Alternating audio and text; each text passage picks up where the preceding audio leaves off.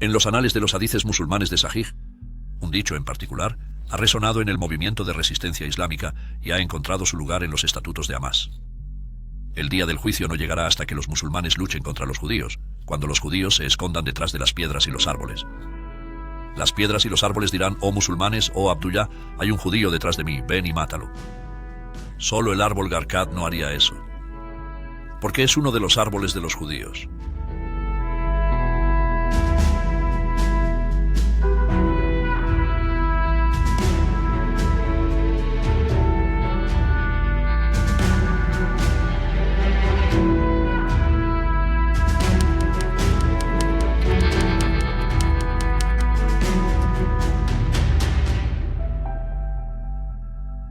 Hamás, oficialmente conocido como el Movimiento de Resistencia Islámica, es una organización islamista suní con un doble papel político y militar. Este grupo ejerce actualmente el gobierno de la Franja de Gaza dentro de los territorios palestinos. Sus inicios se remontan a los primeros días de la primera intifada palestina, un periodo marcado por una serie sostenida de protestas y levantamientos violentos iniciados por los palestinos en respuesta a la presencia militar israelí de Cisjordania y la Franja de Gaza. La chispa que encendió la primera intifada fue un incidente ocurrido el 9 de diciembre de 1087 en el campo de refugiados de Jabalia. Un camión de las fuerzas de defensa israelíes colisionó con un coche civil, provocando la muerte de 4 jornaleros palestinos, 3 de los cuales procedían del campo de refugiados de Jabalia. Los palestinos alegan que este accidente fue una represalia deliberada por el asesinato anterior de un israelí en Gaza. Israel, por su parte, negó con vehemencia cualquier intencionalidad o coordinación detrás del accidente. La respuesta palestina a este incidente se caracterizó por una oleada de protestas, desobediencia civil y violencia esporádica. El paisaje quedó marcado por pintadas, barricadas y una proliferación de lanzamientos de piedras y cócteles Molotov, dirigidos contra las IDF y sus instalaciones por toda Cisjordania y la Franja de Gaza. Estos enfrentamientos contrastaron con los esfuerzos civiles, que incluyeron huelgas generales, boicots a las instituciones de la administración civil israelí en la Franja de Gaza y Cisjordania, y un boicot económico que abarcaba la negativa a trabajar en los asentamientos israelíes, la abstención de comprar productos israelíes, el impago de impuestos y el boicot a los vehículos palestinos con licencia israelí. En respuesta a estos disturbios, Israel desplegó una amplia fuerza de unos 80.000 soldados, aunque sus contramedidas, que al principio incluían el uso de munición real, suscitaron críticas. Por lo de siempre, la supuesta desproporcionalidad.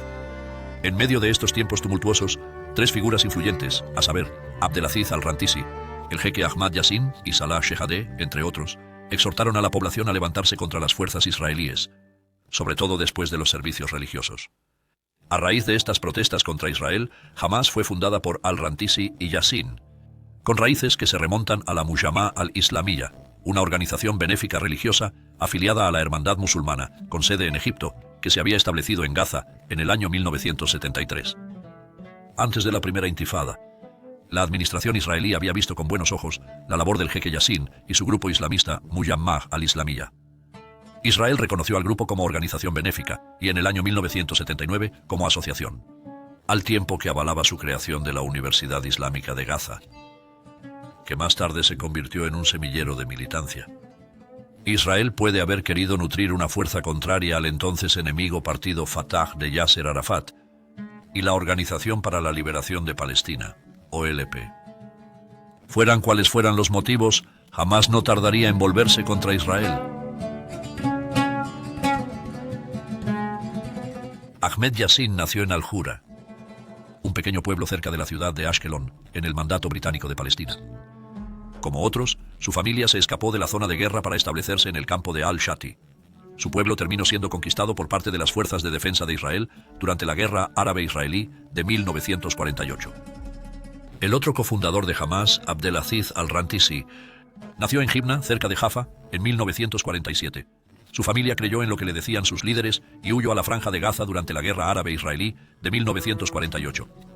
En 1956, a la edad de 9 años, soldados israelíes mataron a su tío en Jan Yunis. Rantisi estudió medicina pediátrica y genética en la Universidad Egipcia de Alejandría y se graduó como el mejor de su clase. Durante su estancia en Egipto, se convirtió en un ferviente miembro de los Hermanos Musulmanes. En 1976, regresó a Gaza para enseñar parasitología y genética en la Universidad Islámica. La incursión inicial de Hamás contra Israel se produjo en la primavera del año 1989, cuando la organización secuestró y asesinó a 2 soldados israelíes, Avisar Portes y Ilan Saadon.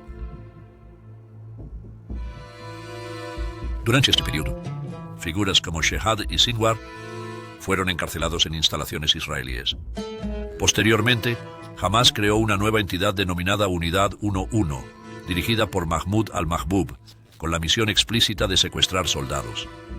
El descubrimiento del cadáver de Sarsportas provocó una intensa respuesta israelí, caracterizada por la detención de numerosos dirigentes y activistas de Hamás, entre ellos Yassin, que fue condenado a cadena perpetua. Esto supuso la ilegalización de Hamás. Las detenciones masivas, junto con una oleada posterior de arrestos en el año 1990, desmantelaron, de hecho, a la organización. Para adaptarse y evitar ser detectada, Hamás descentralizó su estructura de mando, haciendo más difusas sus operaciones.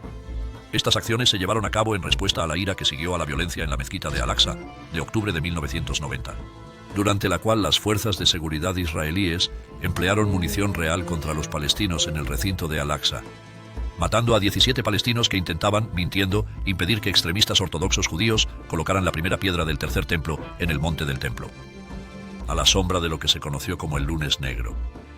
Hamás declaró a cada soldado israelí un objetivo legítimo y llamó a una yihad contra el enemigo sionista en todas partes, en todos los frentes y por todos los medios. En consecuencia, Hamás se reestructuró, fusionando las unidades al-Majdan, al-Mujahidun, al-Filastiniun, para formar un ala militar conocida como las Brigadas Izz al-Din al-Qassam. Esta ala militar estaba dirigida por Yahya Ayyash. El nombre Izz al-Din al-Qassam es un homenaje al líder nacionalista palestino jeque Izz al-Din al-Qassam, que luchó contra los británicos y cuya muerte en el año 1935 desempeñó un papel importante en el desencadenamiento de la revuelta árabe en Palestina, entre 1936 a 1939. Yahya Ayyash, licenciado en Ingeniería por la Universidad de Birzeit, era conocido por su experiencia en la fabricación de bombas, mejorando significativamente la capacidad terrorista de Hamás. Esta habilidad le valió el apodo de Al-Muhandis o el ingeniero. Desempeñó un papel fundamental en la adopción por Hamás de los atentados suicidas, argumentando que pagábamos un alto precio cuando solo utilizábamos ondas y piedras.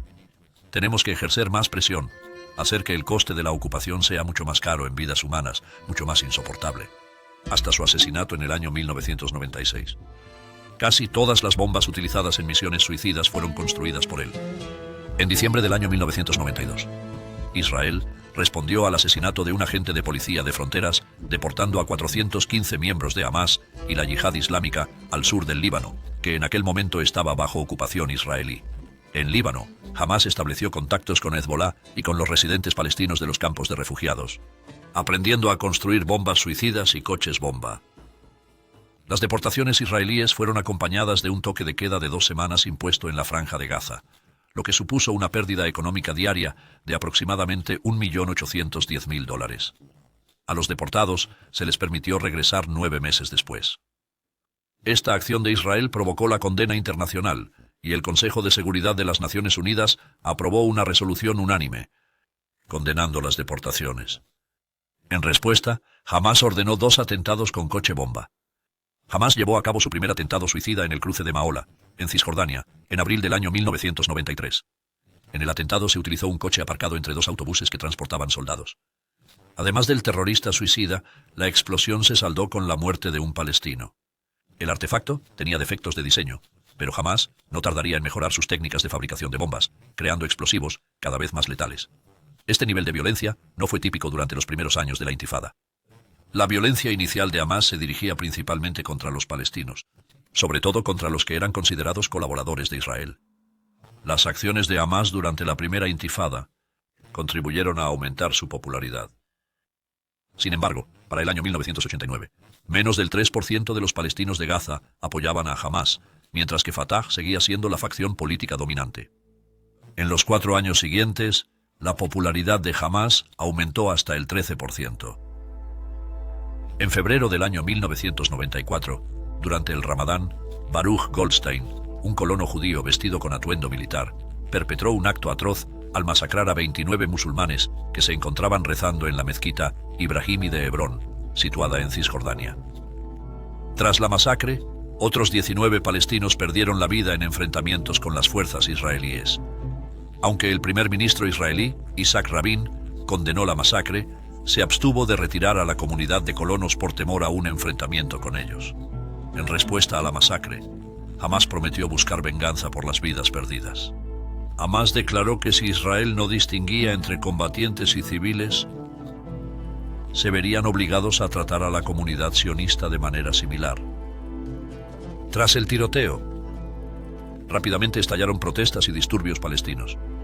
Durante la semana siguiente, las fuerzas de defensa de Israel abatieron a otros 25 palestinos que los atacaban, mientras que 5 israelíes también perdieron la vida.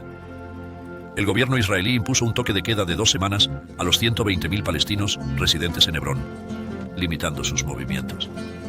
Aunque los 400 colonos judíos de la zona no sufrieron tal imposición.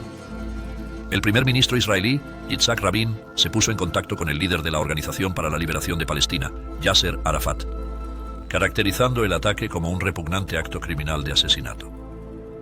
En un discurso ante la Knesset, Rabin no solo condenó a Baruch Goldstein y su legado, sino que también declaró a los colonos asesinos parias, ajenos a Israel y al judaísmo. Me avergüenza la desgracia que nos ha impuesto un asesino degenerado, dijo. No formáis parte de la comunidad de Israel, continuó, dirigiéndose a los colonos más militantes. No formáis parte del campo democrático nacional al que todos pertenecemos en esta casa, y mucha gente os desprecia. No sois socios de la empresa sionista. Sois un implante extraño, una mala hierba errante. El judaísmo sensato os escupe. Os habéis colocado fuera del muro de la ley judía. Eres una vergüenza para el sionismo y una vergüenza para el judaísmo. En respuesta al incidente, el gobierno israelí tomó medidas como la detención de seguidores de Meir Kahane, restringió la entrada de algunos colonos en ciudades árabes y exigió que entregaran sus rifles militares. Sin embargo, rechazaron la exigencia de la OLP de desarmar a los colonos y crear una fuerza internacional para proteger a los palestinos. La masacre de Hebrón tuvo un profundo impacto en la naturaleza de la militancia de Hamás. Durante sus 7 años iniciales, Hamás atacó principalmente lo que consideraba objetivos militares legítimos, como soldados e instalaciones militares israelíes. Sin embargo, tras la masacre de Hebrón, Hamás abandonó su distinción entre objetivos militares y civiles.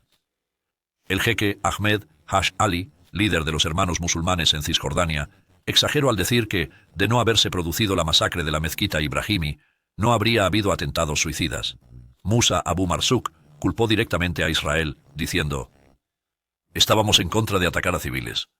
Tras la masacre de Hebrón, decidimos que había llegado el momento de matar a civiles israelíes. Ofrecimos detenernos si Israel lo hacía, pero rechazaron la oferta. Era falso. La masacre de la mezquita los impulsó a potenciar la violencia indiscriminada religiosa e introdujo una dimensión de ojo por ojo basada en citas radicales del Corán. El 6 de abril de 1094, se produjo un atentado suicida en una parada de autobús abarrotada en Afula, que asesinó a 8 israelíes e hirió a otros 34. Una semana después, un palestino se detonó en un autobús en Hadera, cobrándose la vida de 5 israelíes e hiriendo a 30 más. Hamás reivindicó la autoría de ambos atentados.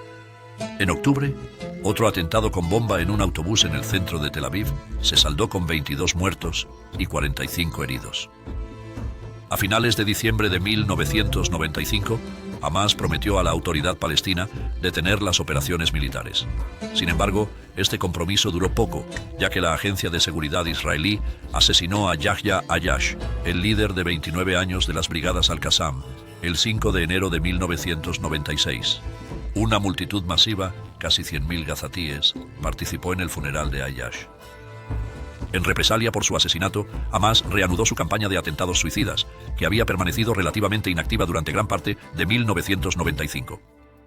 En septiembre de 1997, el primer ministro israelí, Benjamín Netanyahu, ordenó el asesinato del líder de Hamás, Khaled Mashal, que residía en Jordania. 2 agentes del Mossad entraron en Jordania con pasaportes canadienses falsos y rociaron a Mashal con un agente nervioso en una calle de Amán. Sin embargo, fueron detenidos y el rey Hussein amenazó con llevar a juicio a los agentes a menos que Israel proporcionara un antídoto para Mashal y liberara al jeque Ahmed Yassin. Israel accedió a la demanda y el antídoto salvó la vida de Khaled Mashal. Yassin fue devuelto a Gaza, donde recibió una bienvenida de héroe con pancartas que lo aclamaban como el jeque de la intifada. La liberación de Yassin impulsó temporalmente la popularidad de Hamás, y durante una conferencia de prensa declaró: «No se detendrán las operaciones armadas hasta el fin de la ocupación. Somos buscadores de la paz, amamos la paz, y les pedimos a ellos, a los israelíes, que mantengan la paz con nosotros y nos ayuden a restablecer nuestros derechos por la paz». Mientras que los palestinos estaban acostumbrados a la idea de que sus jóvenes estaban dispuestos a sacrificar sus vidas por la desaparición de Israel, el concepto de atentados suicidas era una novedad que no contaba con un amplio apoyo. Una encuesta realizada el año siguiente a una oleada de atentados suicidas perpetrados por Hamás en represalia por el asesinato de Ayyash por parte de Israel mostraba que una mayoría, en torno al 70%, se oponía a la táctica y el 59% pedía a Arafat que tomara medidas para impedir nuevos atentados. La segunda intifada, en septiembre de 2000, comenzó de forma violenta, con manifestaciones masivas y letales tácticas de contrainsurgencia israelíes.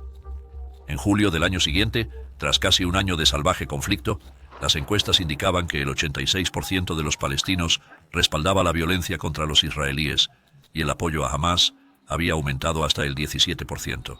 Los disturbios surgieron a raíz del fracaso, por culpa de Arafat, de la cumbre de Camp David, en la que se esperaba alcanzar un acuerdo definitivo sobre el proceso de paz israelo-palestino en julio de 2000.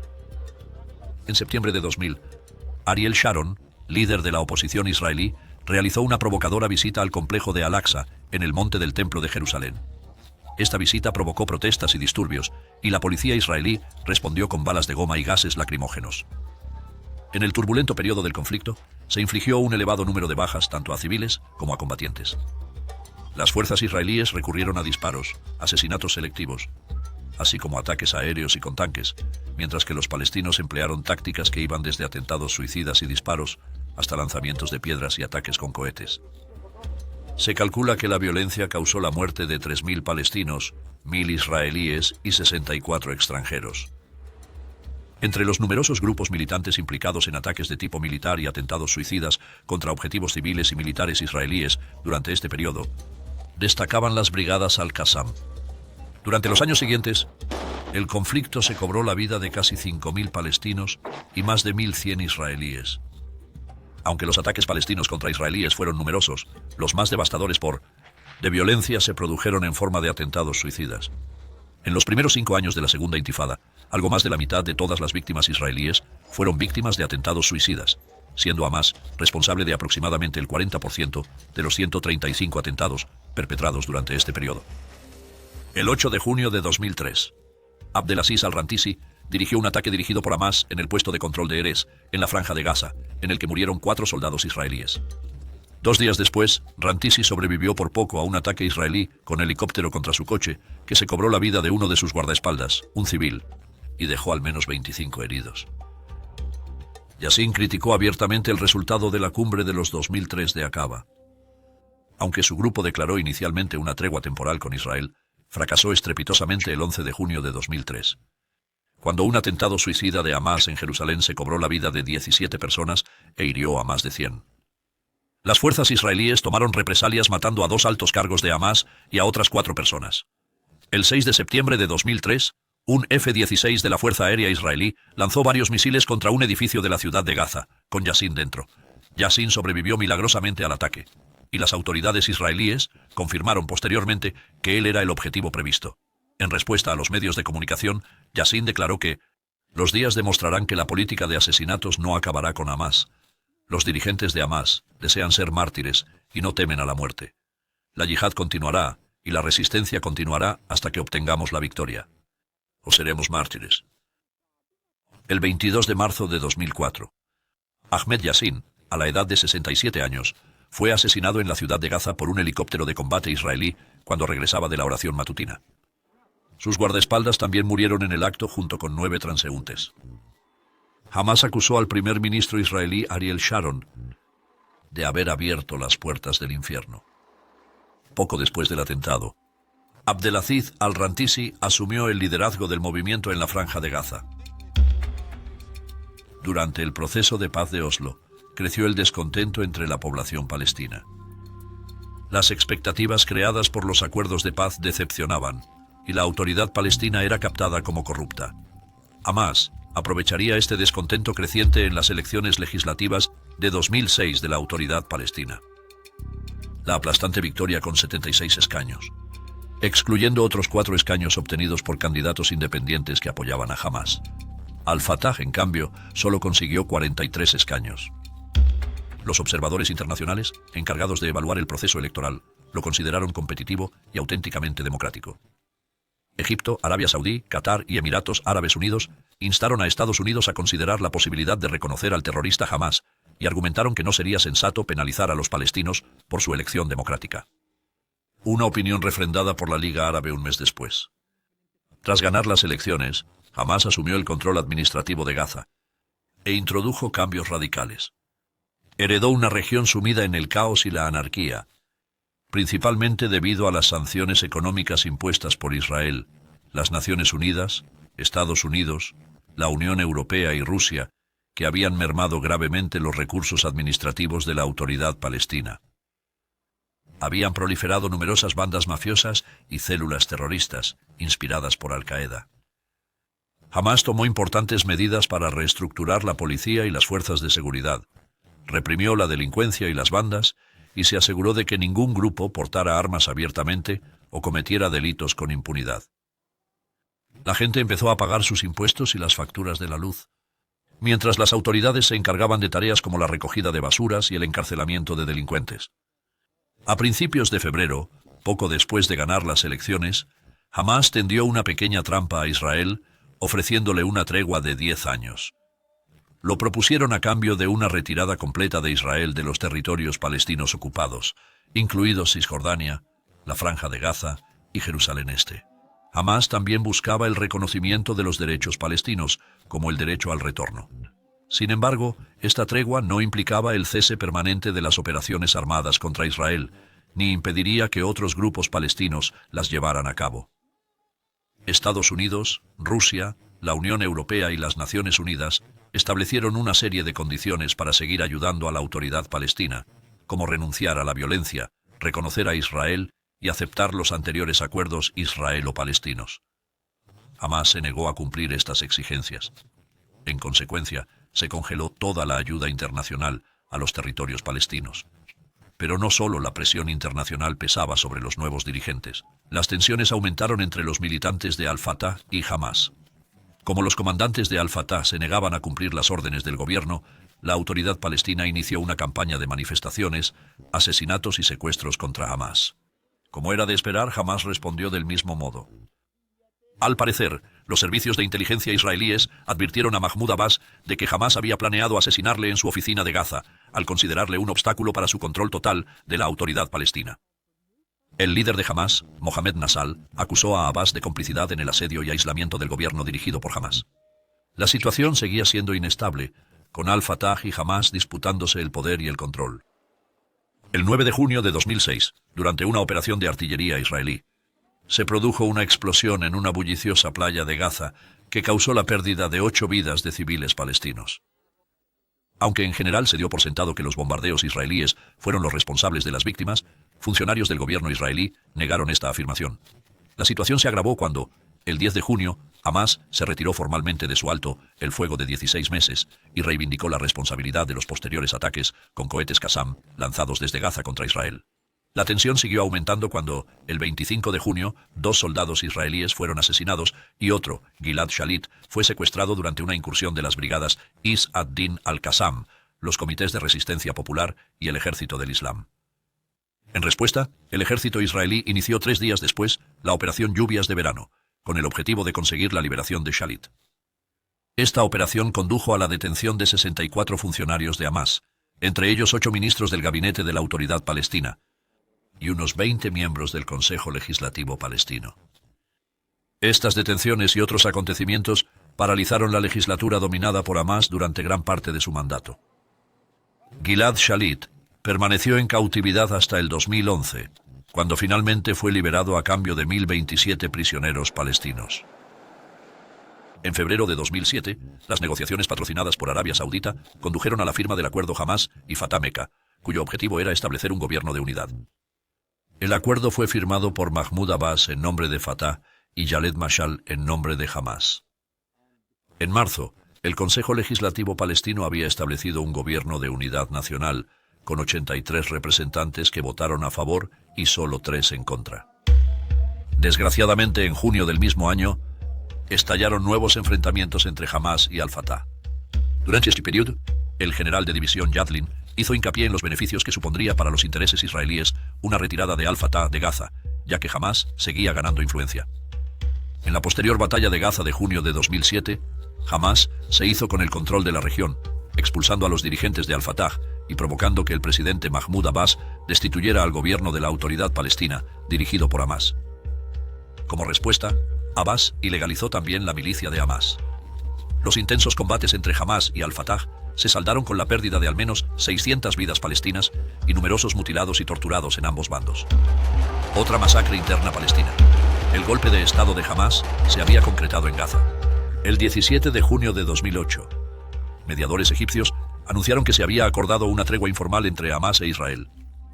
En esta tregua, Hamás se comprometía a cesar los ataques con cohetes contra Israel, mientras que Israel accedía a permitir un tráfico comercial limitado a través de su frontera con Gaza. Este acuerdo seguía en vigor a menos que se rompiera el acuerdo de paz provisional. Hamás también insinuó discutir la liberación de Gilad Shalit. Incluso antes de que se acordara la tregua, algunos en el bando israelí no eran optimistas al respecto. El jefe de la Agencia de Seguridad israelí, Yuval Diskin, declaró en mayo de 2008 que una incursión terrestre en Gaza era inevitable y sería más eficaz para acabar con el contrabando de armas y presionar a Hamás para que abandonara el poder. Aunque Hamás tuvo cuidado de mantener el alto el fuego, la tregua fue violada esporádicamente por otros grupos, a veces desafiando a Hamás. Por ejemplo, el 24 de junio, la Yihad Islámica lanzó cohetes contra la ciudad israelí de Sderot. Israel consideró este ataque una grave violación de la tregua informal y cerró sus pasos fronterizos con Gaza. El 4 de noviembre de 2008, las fuerzas israelíes mataron a 6 hombres armados de Hamás en una incursión dentro de la Franja de Gaza, cuando intentaban detener la construcción de un túnel. En respuesta, Hamás reanudó los ataques con cohetes. Cuando la tregua expiró oficialmente el 19 de diciembre, Hamás lanzó un aluvión de cohetes y morteros contra Israel durante los 3 días siguientes, aunque ningún israelí resultó herido. El 21 de diciembre, Hamás anunció su disposición a detener los ataques y renovar la tregua si Israel cesaba su agresión en Gaza y abría sus pasos fronterizos. Los días 27 y 28 de diciembre del 2008, Israel puso en marcha la operación Plomo Fundido contra Hamás. El presidente egipcio Hosni Mubarak declaró: "Advertimos repetidamente a Hamás de que rechazar la tregua empujaría a Israel a la agresión contra Gaza". Según funcionarios palestinos, más de 280 personas murieron y 600 resultaron heridas en los 2 primeros días de ataques aéreos. La mayoría de las víctimas eran policías y agentes de seguridad de Hamás, aunque también murieron muchos civiles. Según Israel, entre los lugares atacados se encontraban campos de entrenamiento de militantes, instalaciones de fabricación de cohetes y almacenes de armas que habían sido previamente identificados. Posteriormente, también atacaron escuadrones de cohetes y morteros que dispararon alrededor de 180 cohetes y morteros contra comunidades israelíes. A pesar de que Israel envió miles de mensajes por teléfono móvil instando a los habitantes de Gaza a abandonar las casas donde pudiera haber armas almacenadas para reducir al mínimo las víctimas civiles, algunos residentes se quejaron de que no había a dónde ir porque muchos barrios habían recibido el mismo mensaje. Hubo denuncias de que las bombas israelíes cayeron cerca de estructuras civiles, como escuelas, y algunos afirmaron que Israel estaba atacando deliberadamente a civiles palestinos. El 17 de enero de 2009, Israel declaró un alto el fuego unilateral. En respuesta, Hamás anunció un alto el fuego de una semana al día siguiente, dando tiempo a Israel para retirar sus fuerzas de la Franja de Gaza. En julio, Khaled Mashal, jefe del buró político de Hamás, expresó la voluntad de Hamás de cooperar con una resolución del conflicto árabe-israelí, otra trampa dialéctica. Esta cooperación incluía la creación de un Estado palestino basado en las fronteras de 1967, con la condición de que se concediera a los refugiados palestinos el derecho a regresar a Israel, y el reconocimiento de Jerusalén Este como capital del nuevo Estado. En agosto, Mashal se mostró dispuesto a dialogar con la administración Obama, señalando que sus políticas eran más favorables que las del expresidente estadounidense George W. Bush. Dijo Mashal: mientras haya un nuevo lenguaje, bienvenido sea, pero queremos ver no solo un cambio de lenguaje, sino también un cambio de políticas sobre el terreno. Hemos dicho que estamos dispuestos a cooperar con Estados Unidos o con cualquier otra parte internacional que permita a los palestinos librarse de la ocupación. En marzo de 2012, Mahmoud Abbas hizo la notable declaración de que no había diferencias políticas entre Hamás y Fatah, habiendo llegado a un acuerdo sobre una plataforma política conjunta y una tregua con Israel. Al comentar las relaciones con Hamás en una entrevista con Al Jazeera, Abbas reveló: acordamos que el periodo de calma no sería solo en la Franja de Gaza, sino también en Cisjordania. Y añadió que también acordamos una resistencia popular pacífica contra Israel, el establecimiento de un Estado palestino a lo largo de las 1067 fronteras, y que las conversaciones de paz continuarían si Israel detenía la construcción de asentamientos y aceptaba nuestras condiciones. 2 años después, se llegó a un acuerdo para formar un gobierno de unidad de compromiso, con elecciones programadas para finales del 14. Sin embargo, estas elecciones no se celebraron, ya que la autoridad palestina entendía que de producirse seguramente las perderían. Siendo así, las elecciones no se celebraron. En 2013, a pesar de varias semanas de diplomacia indirecta a 3 bandas entre representantes de Hamás, Israel y la autoridad palestina, no se llegó a ningún acuerdo. Las conversaciones de reconciliación intrapalestinas se estancaron, lo que provocó una serie de 5 ataques con cohetes contra Israel por parte de Hamás durante la visita del presidente Obama a Israel. Ese mismo año, 2014, Israel lanzó la Operación Margen Protector, tras el despiadado secuestro y asesinato de 3 adolescentes israelíes, y para contrarrestar el aumento del lanzamiento de cohetes de Hamás desde Gaza. El sangriento conflicto concluyó con un alto el fuego permanente al cabo de 7 semanas, con el resultado de más de 2.200 bajas y más de 10.000 heridos, cifras dadas por Hamás nuevamente. Entre los años 28 y 29, Hamás participó en la Gran Marcha del Retorno a lo largo de la frontera de Gaza con Israel, y que se saldó con la pérdida de al menos 183 vidas palestinas. Se trataba de una serie de manifestaciones celebradas todos los viernes en la Franja de Gaza, cerca de la frontera entre Gaza e Israel, desde el 30 de marzo de 1918 hasta el 27 de diciembre de 1919. Durante este enfrentamiento mortal, un total de 223 palestinos murieron tratando de invadir a Israel. Los manifestantes reclamaron el derecho de los refugiados palestinos a regresar a las tierras de las que fueron desplazados, es decir, a Israel. También protestaron contra el bloqueo terrestre, aéreo y marítimo de la Franja de Gaza por parte de Israel y contra el reconocimiento de Jerusalén como capital de Israel por parte de Estados Unidos. En mayo de 21, las tensiones se intensificaron en Sheikh Jarrah y en el complejo de la mezquita de Al-Aqsa en Jerusalén, lo que provocó nuevos enfrentamientos entre Israel y Hamás en Gaza. Tras 11 días de intensos combates, el conflicto se saldó con la pérdida de al menos 243 vidas en Gaza y 12 en Israel. El 7 de octubre de 23, Hamás inició una invasión a Israel. En los meses previos al ataque, Hamás había transmitido información engañosa a los servicios de inteligencia israelíes, lo que indicaba una falta de intención de conflicto. El ataque comenzó a primera hora de la mañana con una descarga de más de 3.000 cohetes lanzados contra Israel desde la Franja de Gaza, controlada por Hamás. Simultáneamente, unos 2.500 militantes palestinos traspasaron la barrera entre Gaza e Israel. Inexplicablemente, hubo poca resistencia a la fuerza invasora a lo largo de la frontera, normalmente muy segura. Los atacantes invadieron múltiples instalaciones militares y policiales, lo que les permitió llegar rápidamente a 14 millas de la frontera. Al menos 1.200 israelíes perdieron la vida a manos de terroristas de Hamás. 260 civiles fueron masacrados y un gran número de heridos en el Festival Supernova Sukkot, un festival de música al aire libre celebrado para festejar la paz y la música alternativa, cerca del Kibbutz Reim. Muchas personas fueron tomadas como rehenes. Este atentado constituyó el acto terrorista más importante de la historia del Estado de Israel. El asalto formaba parte de lo que Hamás denominó Operación Tormenta de Al-Aqsa, que incluyó masacres y violaciones de cientos de civiles israelíes y de otros países en comunidades cercanas como Netiv Hazara, Be'eri, Kfar Azar, cerca de Oz y Jolit. El mismo día, Rehenes civiles desarmados y soldados israelíes capturados fueron trasladados a la Franja de Gaza, incluidos mujeres y niños. Israel respondió con ataques de represalia antes de declarar oficialmente la guerra a Hamás un día después. El 13 de octubre de 2003. El ministro de Defensa israelí, Yoav Gallant, instó a los palestinos a evacuar el norte de Gaza, incluida la ciudad de Gaza. Hizo hincapié en la necesidad de distinguir entre civiles y terroristas, afirmando: el camuflaje de los terroristas es la población civil, por lo que tenemos que separarlos. Así que aquellos que quieran salvar su vida, por favor, vayan al sur. Vamos a destruir las infraestructuras de Hamás, el cuartel general de Hamás, el establecimiento militar de Hamás, y a sacar a estos fenómenos de Gaza y de la tierra. La guerra entre Hamás e Israel continúa. Israel no parece tener la menor intención de detenerse hasta no alcanzar sus objetivos.